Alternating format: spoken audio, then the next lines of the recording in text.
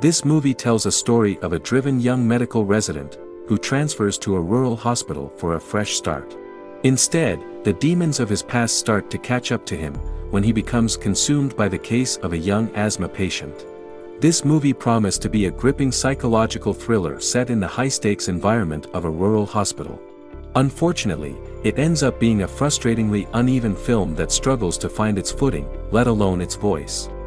From the outset, the film's premise seems intriguing. A young medical student named James Heyman transfers to a small-town hospital to start anew after a traumatic incident, only to find himself ensnared by the mysterious case of an asthma patient. However, this setup quickly devolves into a mishmash of horror cliches and medical drama that never quite meshes. Namir Smallwood's performance as the beleaguered Dr. Heyman is commendable, capturing the character's descent into paranoia and obsession with a certain intensity. Yet, his efforts are undermined by a script that lacks the depth to explore the psychological intricacies of trauma and recovery. Instead, this movie opts for cheap thrills over substance, employing horror elements that feel tacked on, as if to jolt the audience awake from the narrative's own lack of coherence.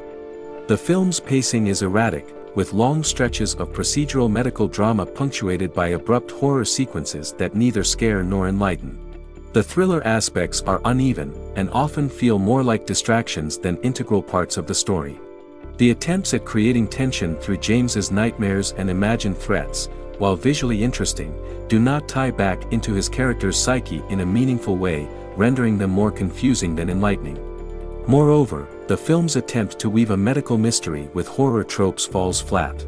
The narrative never coalesces into something satisfying or even remotely whole. The metaphor of doctors and their burdens, potentially rich material for exploration, is lost in the shuffle of genre confusion.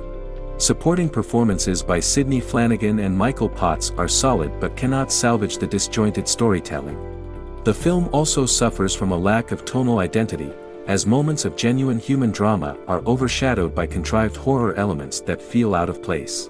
This movie had the potential to delve into the psychological aftermath of medical trauma, the ethical dilemmas of patient care, and the personal toll on healthcare workers.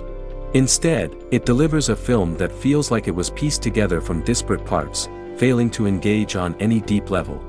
The horror elements do not elevate the story, they merely serve as a reminder of what could have been a more profound exploration into the human condition.